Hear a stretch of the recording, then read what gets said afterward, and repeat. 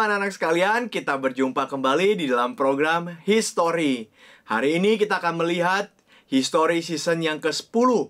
Bagaimana kita akan menjalani pekerjaan Tuhan yang ada di negara kita, di Indonesia. Kita sudah belajar dari season pertama, bagaimana murid-murid Tuhan Yesus, para rasul, dan gereja mula-mula bertumbuh berkembang. Sampai hari ini kita sudah melihat season yang ke-10. Season yang terakhir di dalam history ini. Nah, anak-anak sekalian, hari ini kita akan membahas tentang satu tema yang sangat menarik, yaitu tentang pekabaran Injil yang ada di Indonesia. Itu sebab anak-anak sekalian, kita melihat di dalam pekabaran Injil ini ada paling tidak 5 tokoh paling penting yang mengabarkan Injil di Indonesia. Bukan berarti hanya 5 orang ini saja yang mengabarkan Injil. Tentu ada banyak sekali orang juga yang ikut mengabarkan Injil di Indonesia. Tetapi ada 5 orang ini yang paling penting, yang paling utama ketika mereka mengabarkan Injil di Indonesia. Yang pertama, anak-anak sekalian, kita melihat ada seorang tokoh bernama Ludwig Ingwer Nommensen, atau lebih dikenal dengan nama Nommensen. Anak-anak sekalian, Nommensen itu dia adalah seorang misionaris, seorang yang disebut sebagai rasul bagi suku Batak. Orang yang pergi ke daerah Sumatera Utara untuk mengabarkan Injil di daerah sana. Dia awalnya terpanggil menjadi misionaris sejak kecil ketika kakinya cedera. Waktu itu terjadi satu kecelakaan waktu Nommensen masih kecil. Dan kecelakaan itu menyebabkan kakinya terlindas oleh kereta kuda, sehingga akhirnya kakinya patah. Ketika dia patah, dia harus menunggu pengobatan itu selama berbulan-bulan. Dia tidak bisa pergi dari kasurnya, tidak bisa berdiri sama sekali, dan dia harus tunggu sampai berbulan-bulan. Di dalam kondisi seperti itu, akhirnya dia berjanji kepada Tuhan, "Tuhan, kalau saya bisa sembuh kembali, saya akan mengabarkan Injil Tuhan kemanapun yang Tuhan suruh." Dan akhirnya memang Nommensen sembuh kembali. Dia kembali bisa berjalan, dia kembali bisa beraktivitas. Dan itu yang membuat Nommensen akhirnya bergabung untuk belajar masuk menjadi misionaris, menjadi pemberita Injil. Dia masuk ke lembaga misi dari Jerman yang dinamakan Rhenish Mission Society di dalam bahasa Inggrisnya. Dalam bahasa Jermannya itu disingkat sebagai RMG. Lembaga misi ini telah memiliki ladang pelayanan di berbagai daerah, salah satunya di tanah Batak atau di tanah Sumatera Utara. Maka dia pergi ke sana di tahun 1862. Dan waktu dia pergi ke sana, masa-masa awal pelayanannya tidak begitu baik. Ada orang-orang yang tidak mau terima dia. Ada orang-orang yang menganggap dia ini orang asing. Siapa dia? Dan mereka tidak mau mendengar. Akhirnya banyak yang menolaknya. Sehingga di dalam masa awal-awal dia melayani, dia harus berpindah-pindah dari satu tempat ke tempat yang lain, dan ke tempat yang lain, dan seterusnya. Sampai akhirnya dia bertemu dengan seorang raja di daerah namanya daerah Peraja di Tarutung, yaitu Raja Pontas Lumban Tobing. Dia bertemu dengan Raja Pontas Lumban Tobing yang saat itu istrinya sedang terbaring sakit. Nommensen memakai ilmu yang dia mengerti untuk dia menyembuhkan istrinya, ilmu medis, obat-obatan dan sebagainya. Sehingga ketika istrinya sembuh kembali dari sakitnya, maka Raja Pontas Lumban Tobing pun akhirnya mau percaya kepada Tuhan Yesus. Dan di titik inilah menjadi pintu keberhasilan dari pelayanan Nommensen. Raja Pontas banyak membantunya menyebarkan Injil ke daerah-daerah yang ada di sekitar Peraja dan daerah Tarutung itu. Akhirnya Nommensen pun berjuang bersama dengan Raja Pontas. Dia pun akhirnya menekuni pelajaran-pelajaran yang ada di adat Batak, yaitu belajar bahasanya, belajar tata caranya, dan sebagainya. Nommensen akhirnya membuka sekolah, membuka rumah sakit, menerjemahkan Alkitab ke dalam bahasa Batak dan sebagainya. Sehingga pelayanan Nommensen itu akhirnya bisa diterima oleh banyak orang. Dan banyak orang Batak saat itu menjadi percaya kepada Tuhan. Hingga akhirnya dia mendirikan gereja Huria Kristen Batak Protestan, atau sekarang dikenal dengan singkatan HKBP. Gereja HKBP memang awalnya bukan dirintis oleh Nommensen saja. Ada misionaris-misionaris Belanda, misionaris Jerman lainnya yang sudah datang ya ke daerah Tarutung. Tetapi yang pertama kali menjadi evorus atau menjadi pemimpin dari gereja HKBP yaitu adalah Nommensen di tahun 1881 hingga wafatnya Nommensen tahun 1918. Anak-anak sekalian, sehingga wafatnya Nommensen sudah tercatat sebanyak 180.000 orang Batak telah dibaptis oleh Nommensen. Sehingga tidak heran dia dikenal sebagai rasul bagi orang Batak. Dan sampai saat ini jumlah anggota dari HKBP begitu banyak. Anak-anak bisa cari di internet ya. Begitu banyak, menjadi salah satu gereja yang terbesar bahkan bisa dikatakan di Asia. Maka kita bersyukur kepada Tuhan untuk pekerjaan yang Nommensen lakukan di tanah Batak. Tetapi anak-anak sekalian, bukan hanya itu. Ada orang lain lagi yang melayani juga di tempat yang lain, yaitu di tanah Toraja di daerah Sulawesi Selatan. Nama orangnya adalah Anthony Aris van der Loosdrecht. Anthony Aris van der Loosdrecht adalah misionaris reform dari gereja Gereformed Zendingsbond.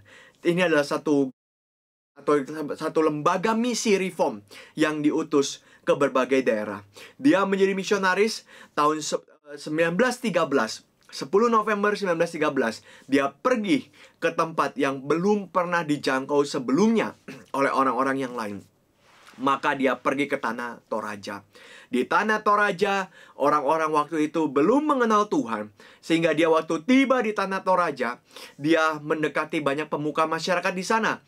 Dan dia masuk perlahan-lahan, bukan langsung mengabarkan Injil, tapi dia masuk perlahan-lahan dari sekolah. Dia membangun sekolah. Dia mengajar anak-anak Toraja. Dia memberikan pendidikan, memberikan kebudayaan, dan sebagainya. Sehingga sekolah Zending pertama ini didirikan dengan 78 murid. Dia sadar pentingnya pendekatan misi yang kontekstual. Dan dia mulai belajar bahasa Toraja akhirnya. Salah satunya pergi ke rekannya yang bernama Adriani, yang waktu itu sedang melayani di daerah Poso. Maka anak-anak dia mempelajari budaya lokal, mempelajari bahasa, mempelajari berbagai macam hal. Tetapi pelayanannya pun tetap banyak tantangan. Dia harus berjuang karena ada orang-orang yang menolaknya. Ada orang-orang yang akhirnya nanti pun akan membunuh Loosdrecht ketika dia sedang pergi ke satu tempat namanya Bori. Waktu itu dia pergi ke satu tempat namanya Bori. Dia sedang berbincang-bincang dengan seseorang untuk membuat sekolah juga di sana. Karena Loosdrecht akhirnya membuat banyak sekali sekolah yang ada di daerah tanah Toraja. Tetapi waktu dia sedang berbincang-bincang dan sebagainya, ada orang yang salah mengerti. Langsung dia ditombak dan dia mati saat itu juga. Karena ada konflik antar daerah di situ. Orang itu berpikir bahwa Loosdrecht adalah musuh. Langsung ditombak dan hari itu juga dia meninggal. Tetapi apa yang dihasilkan oleh Loosdrecht? Dia telah melayani 900 orang yang menjadi murid di dalam sekolahnya. 29 orang dibaptis pada tahun 1914. Dan Loosdrecht dikenal sebagai pelopor misi yang peka terhadap budaya dan berjiwa pendidik. Maka Loosdrecht pelayanannya begitu besar sampai hari ini. Gereja Toraja dibangun, merupakan salah satunya jasa dari pelayanan Loosdrecht. Ini orang kedua. Orang yang ketiga yang kita kenal juga bernama Joseph Kam. Joseph Kam waktu kecil adalah seorang pedagang kulit dari Belanda. Dia terpanggil menjadi misionaris saat itu. Dan dia tiba di Hindia Belanda atau di Indonesia di tahun 1814 dari lembaga misi bernama Nederlands Zendeling Genootschap atau disingkat NZG. Nederlands Zendeling Genootschap. Ini adalah lembaga misi dengan tujuan awal dia melayani di Jakarta. Kenapa dia melayani di Jakarta? Karena kantor pusat dari gereja Indiskerk atau gereja Protestan Indonesia itu adanya di Jakarta. Memang gereja Protestan Indonesia awalnya punya jemaat di Maluku, di Ambon. Tetapi dia punya kantor pusat di Jakarta. Sehingga Joseph Kam dikirim ke kantor pusat untuk melayani di sana. Tetapi pemerintah kolonial Belanda akhirnya melarang misionaris asing untuk pergi menginjili di Jawa. Karena ada beberapa daerah yang tidak boleh masuk penginjil-penginjil atau misionaris. Yaitu salah satunya daerah di Aceh, di Padang, di Jawa, di Makassar. Tidak boleh masuk. Kenapa? Ini daerah komunitas Islam. Mereka takut kalau ada penginjilan di sana, kalau ada misionaris masuk ke sana, nanti misionaris itu akan membuat kegaduhan sehingga pemerintah Belanda yang repot. Maka akhirnya tidak boleh ada misionaris masuk ke daerah-daerah tersebut, termasuk di Pulau Jawa. Sehingga akhirnya tadinya Joseph Kam ingin melayani di Jakarta, dia pindah mau melayani juga di kota namanya Surabaya, tetapi pemerintah tidak kasih izin. Sehingga akhirnya dari Surabaya dia dilempar ke tempat yang banyak orang Kristennya, yaitu di Maluku, di Ambon. Maka waktu itu juga kondisi di Ambon, kekristenan di Ambon sedang hancur karena VOC baru bubar dan di sana tidak ada yang memimpin karena mereka gerejanya adalah gereja negara. Jadi negara yang atur gaji hamba Tuhannya, negara yang atur kebijakan-kebijakan gerejanya, negara yang pimpin semuanya. Tetapi VOC baru hancur sehingga akhirnya negara tidak lagi berkuasa, maka gerejanya kacau. Tidak ada yang memimpin. Siapa yang memimpin? Joseph Kam ditaruh di sana untuk memimpin gereja yang ada di sana. Sehingga waktu dia pergi ke Ambon, dia berusaha untuk menghidupkan kembali gereja yang hampir mati di sana. Dia membuat banyak sekali buku-buku rohani, dibagikan kepada orang-orang yang di sana. Dia melayani jemaat-jemaat yang ada di pulau-pulau. Anak-anak, kalau pernah lihat Maluku, itu ada banyak sekali pulau-pulau kiri kanannya. Maka dia pergi ke sana untuk melayani dan melatih orang untuk mengabarkan Injil. Dia bahkan membaptis ribuan anak yang ada di Ambon. Dan dia saat itu menjadi satu-satunya pendeta di seluruh daerah di Maluku saat itu. Itu sebab anak-anak sekalian, pelayanannya menjadi titik balik kebangunan rohani Protestan di wilayah timur Indonesia. Dan hingga kini dia dikenang sebagai rasul dari Maluku dan menjadi tokoh paling penting dari berdirinya gereja Protestan Maluku, yaitu seorang bernama Joseph Kam yang menginjili, membangkitkan kembali orang Kristen yang ada di Maluku. Dan anak-anak sekalian, orang yang terakhir, atau bisa dikatakan ini dua orang sebenarnya, yang kita akan bahas adalah orang yang bernama Otto dan Geisler. Otto dan Geisler. Mereka adalah dua orang misionaris dari Jerman. Dan mereka ingin membawa Injil ke seluruh dunia. Bahkan sampai ke ujung bumi.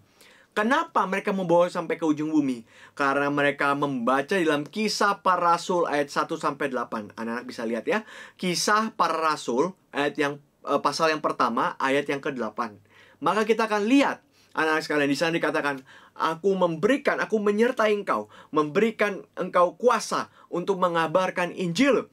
Dan mulai dari Yerusalem, Yudea, Samaria, sampai ke ujung bumi. Maka akhirnya setelah mereka bergumul panjang dan sebagainya, mereka akhirnya bertekad untuk pergi ke ujung bumi. Dan bagi mereka, ujung buminya di mana?